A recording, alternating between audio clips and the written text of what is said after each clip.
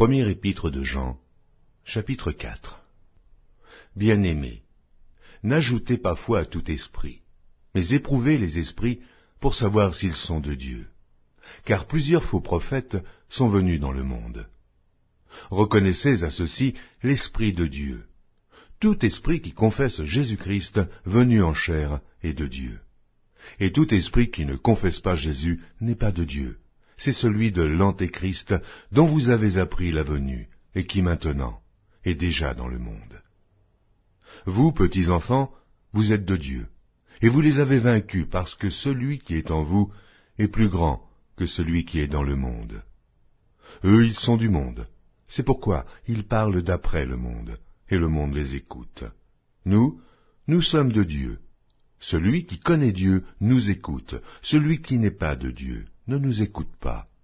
C'est par là que nous connaissons l'esprit de la vérité et l'esprit de l'erreur. Bien-aimés, aimons-nous les uns les autres, car l'amour est de Dieu, et quiconque aime est né de Dieu et connaît Dieu.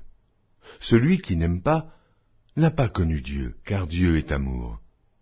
L'amour de Dieu a été manifesté envers nous en ce que Dieu a envoyé son Fils unique dans le monde, afin que nous vivions par lui. Et cet amour consiste, non point en ce que nous avons aimé Dieu, mais en ce qu'il nous a aimés et a envoyé son Fils comme victime expiatoire pour nos péchés. Bien-aimés, si Dieu nous a ainsi aimés, nous devons aussi nous aimer les uns les autres. Personne n'a jamais vu Dieu. Si nous nous aimons les uns les autres, Dieu demeure en nous et son amour est parfait en nous.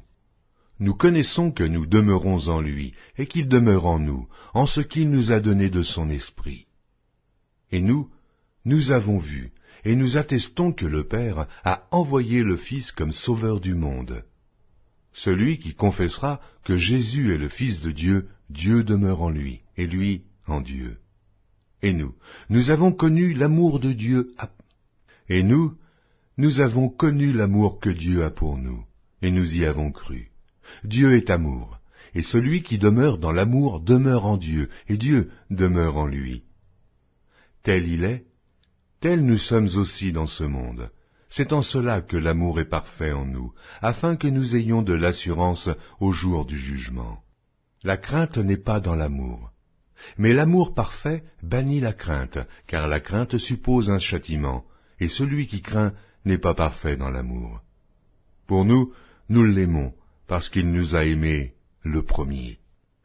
Si quelqu'un dit « J'aime Dieu » et qu'il haïsse son frère, c'est un menteur, car celui qui n'aime pas son frère qu'il voit, comment peut-il aimer Dieu qu'il ne voit pas?